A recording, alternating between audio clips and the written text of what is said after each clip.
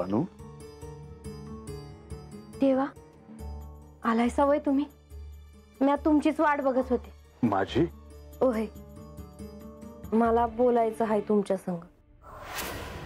देवा, तुम्ही चौडपासनी गडावर माघारी पाठवलं, पर ते कशापायी केलं हे नाही कळलं मला. तुम्हासनी सांगायचं नसल तर नका सांगू, पर बानू, मी चौडप्पांना जेजुरी गडावर पाठवलं कारण मला असं वाटतं की त्यांची तिथे आवश्यकता भासेल. पर गडावर तर विष्णू देव आहे ती, लक्ष्मी देवी आहे ती. होय, त्यांच्यावर गडावरील सर्व दायित्व असलं तरी त्यांच्या सहाय्याला कोणीतरी हवं आहे. आणि महत्वाचं म्हणजे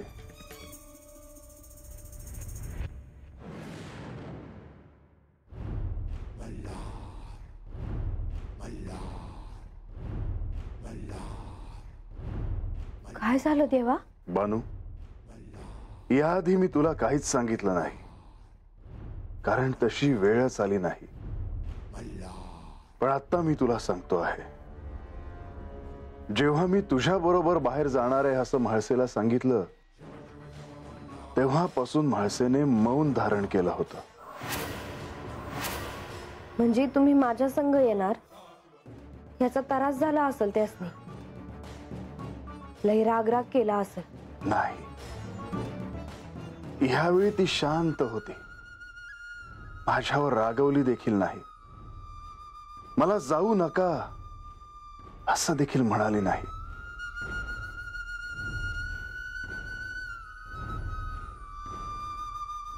काय सांगतायसा देवा? होय बानू, तिच्या ह्याच वागण्याचं आश्चर्य वाटतंय मला, कारण याआधी ती अशी कधीच वागली नव्हती. तेव्हा आता ती अशी का वागत आहे हेच कळत नाहीये. अन्याय याचा विचार करत होते का माझ्या पायी तुम्हासनी त्यांच्या रागाला सामोरं जावं लागलं असं? वाडेव बा, मावशी, रंग्या समदे हाच विचार करत होते का म्हाळसाताई आता काय करत्या? गडावर देखील तिच्या ह्या अशा वागण्याचं सर्वांनाच आश्चर्य वाटत आहे. तिच्या मनातलं कोणालाच कळत नाहीये. ती अशी का वागत आहे ह्याचा प्रश्न सर्वांनाच अस्वस्थ करत आहे, विचार करायला लावत आहे. तेव्हा एक विचारू का? विचार बानू.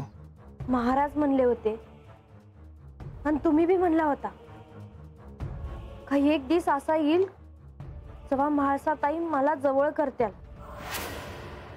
आता तो दिवस जवळ आला आहे का? म्हणजे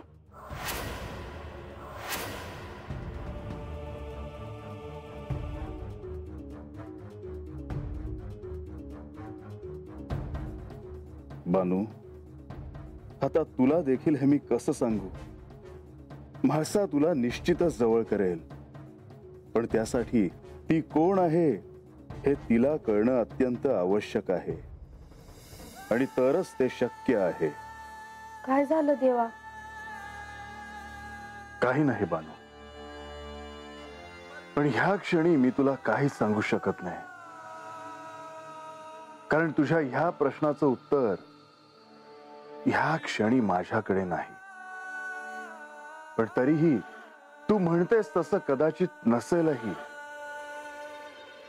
पण कदाचित असेलही.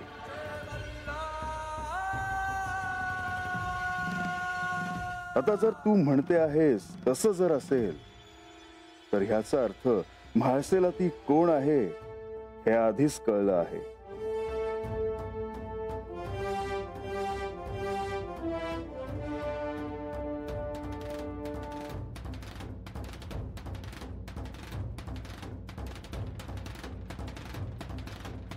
नारद मुनींशी देवींचं बोलणं झालं असेलच.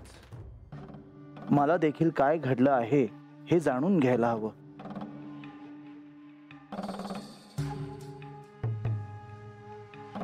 बंधू,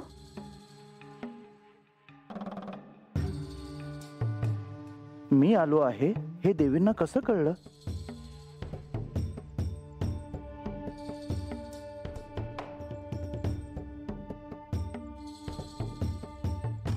या बंधू, तुम्ही याल याची मला खात्री होती.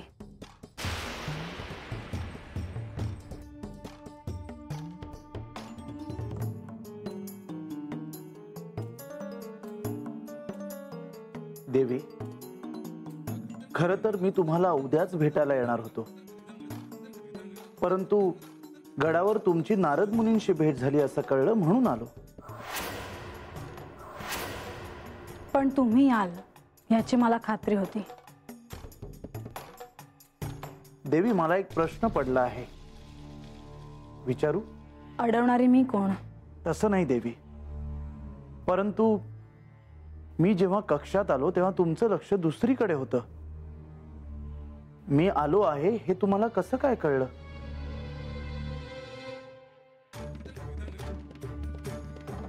हो, मला हाच प्रश्न पडला आहे.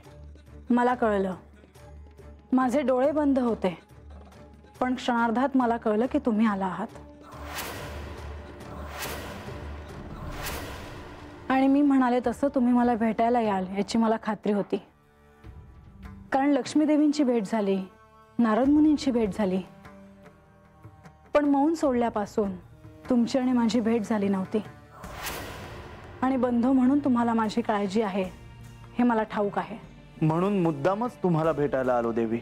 मी यांना काहीच कसं बोलले नाही हेच तुम्ही मला विचारायला आला आहात ना? तेवढंच नाही देवी, मी नारद मुनींशी देखील काही बोलले नाही. इतकंच नाही देवी, तुम्ही कुणाशीच काही बोलला नाहीत. तुम्ही मौन होतात. आम्हाला असं वाटलं होतं की जेव्हा श्री खंडेराय बाणाई बरोबर जातील तेव्हा तुमचा क्रोध अनावर होईल. पण तसं झालं नाही, आणि त्याचं सगळ्यांनाच आश्चर्य वाटतं आहे, हो ना?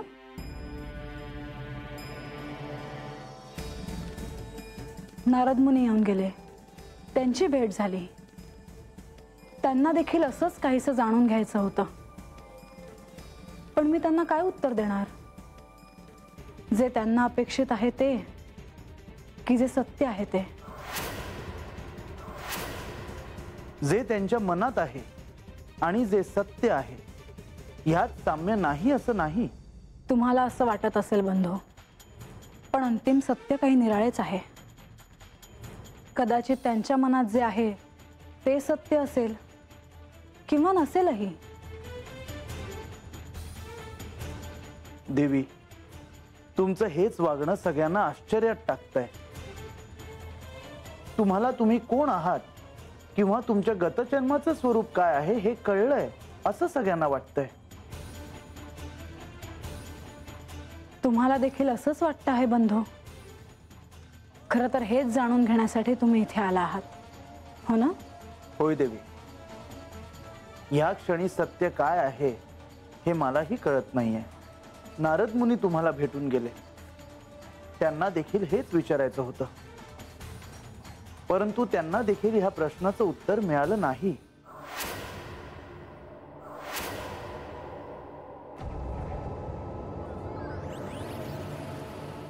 यांनी देखील मला जाताना हेच विचारलं होतं. परंतु देवांना देखील काही कळलं असेल असं वाटत नाही देवी. म्हणजे हा प्रश्न अनुत्तरितच राहतो की खरंच तुम्हाला सत्य ठाऊक आहे की नाही.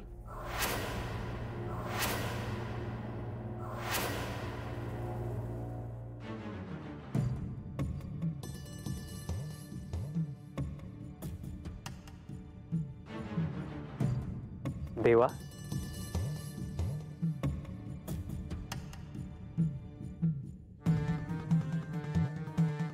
माझ्या येण्याने आपल्या ध्यानधारणेत व्यत्यय तर आला नाही ना देवा? नाही महर्षी. बाणाई बाहेरच आहेत, आश्रमातील वास्तव्याने प्रसन्न दिसत आहेत. होय, निश्चितच. याआधी तिने हे सारं काहीच पाहिलं नाही.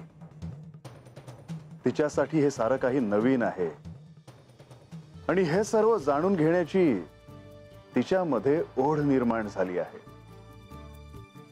महर्षी, तिची इच्छा होती म्हणून मी तिला इथे घेऊन आलो आहे. देवा, एक विचारू? विचारा. बाणाईना आश्रमात आणण्यामागे केवळ त्यांची इच्छापूर्ती एवढं एकच कारण असेल असं मला वाटत नाही. त्यामागे आपला अंतस्थ हेतू काही वेगळाच आहे असे वाटते. होय, निश्चितच.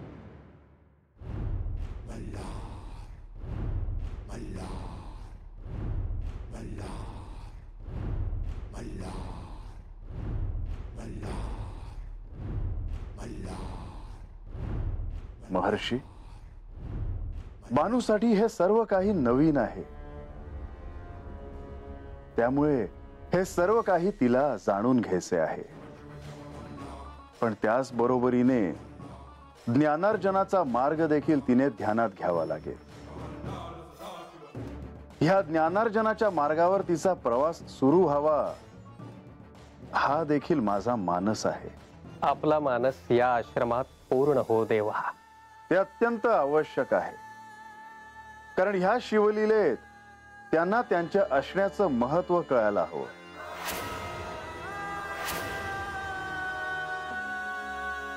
त्यांच्या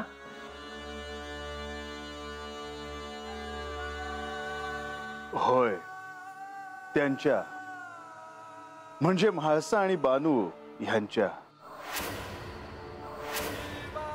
देवा, म्हाळसा देवी आणि बाणाई यांना जेव्हा त्यांच्या गतजन्माचं स्मरण होईल तेव्हाच ही शिवलीला संपेल असं आपण सांगितलं आहे. पण हा क्षण नक्की कधी येणार आहे देवा? महर्षी, तुम्हालाही ठाऊक आहे की ते मलाही सांगणं कठीण आहे. परंतु त्यांना गतजन्माचं काहीच स्मरण झालं नसेल देवा. मला तर असं वाटत आहे की म्हाळसेला स्मरण झालं आहे आणि कदाचित ती माझीच परीक्षा पाहत आहे. हे सत्य असेल देवा? महर्षी, म्हाळसा म्हणजे साक्षात आदिशक्ती रूप आहे. तिला अशक्य असं काहीच नाही. तेव्हा कदाचित ते शक्य नसेलही, पण कदाचित ते शक्य असेलही. यावे बाणाई. म्या हे सांगाय आले होते का म्या बाहेर आहे. तुम्हासनी काय हवं असल नगा असल तर मला सांगा जी. म्हणजे म्या बाणाई, आमचा अवघा आश्रमच आपल्या सेवेसाठी सिद्ध आहे. आपण निश्चिंत असावे. आणि गणोबा आणि राघवा देखील आहेतच. वयजी, ह्यानीच तर सांगितलं. बाणाई, कसा वाटला आपल्याला आश्रम? हो तर काय सांगू म्या, माझं तर फार मन भरून गेलं बघा. असं वाटतंय का हातनं जायलाच न ग. बानू, तू तर केवळ बाहेरचा परिसर पाहिला आहेस. म्हणजे ह्या आश्रमाच्या प्रसन्न वातावरणाचं खरं कारण म्हणजे केवळ इथला परिसरच आहे असं नाही, तर इथे घडणाऱ्या कार्यामुळे देखील.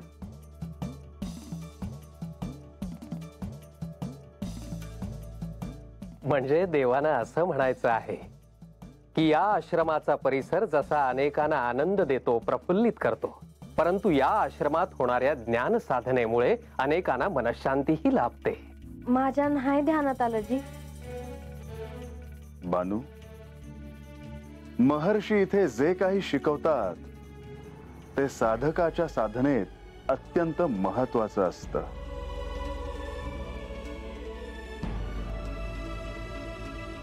वय का? होय देवी.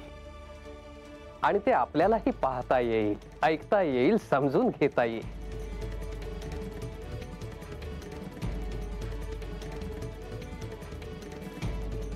मी येतो देवा.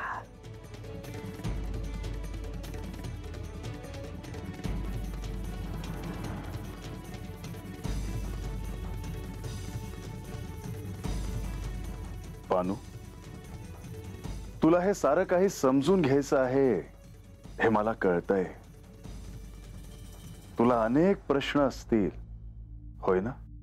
वयजी. बानू, तुझ्या प्रत्येक प्रश्नाचं समाधान तुला इथे मिळेल. त्यासाठी इथे महर्षी आणि त्यांचे शिष्यगण कसे शिकवतात ते आपण पाहूया. वयजी. चल.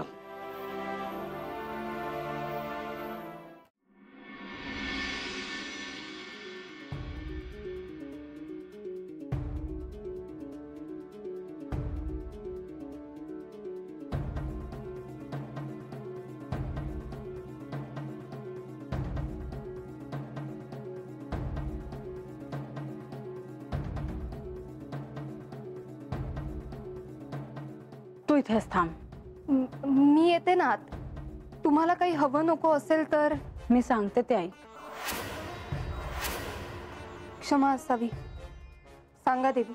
मी हे द्वार लावून घेणार आहे. कोणालाही आत येऊ देऊ नकोस. आणि कोणी आलंच तर त्यांना माझा आदेश आहे असं सांग. पण हे द्वार कधीपर्यंत लावून घेणार आहात? तू अधिक प्रश्न विचारू नकोस.